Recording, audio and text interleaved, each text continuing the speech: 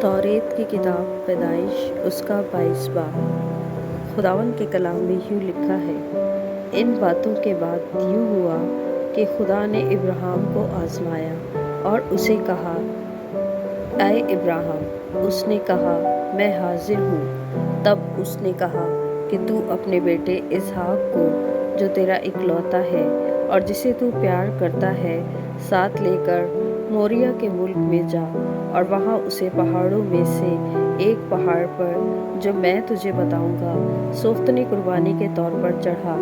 تب ابراہیم نے صبح سویرے اٹھ کر اپنے گدھے پر 4 جامہ کسا اور اپنے ساتھ 2 جوانوں اور اپنے بیٹے اسحاق کو لیا اور سوختنی قربانی کے لیے لکڑیاں چیری اور اٹھ کر اس جگہ کو جو خدا نے اسے بتائی تھی روانہ ہوا۔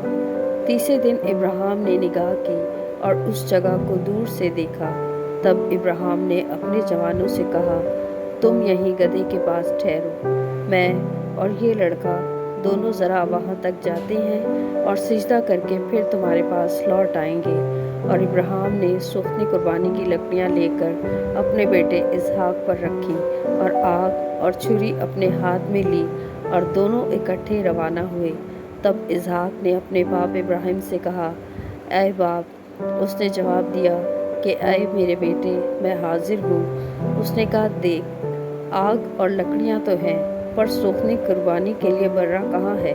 ابراہیم نے کہا، اے میرے بیٹے، خدا آپ ہی اپنے واسطے سوختنی قربانی کے لیے برا مہیا کر لے گا۔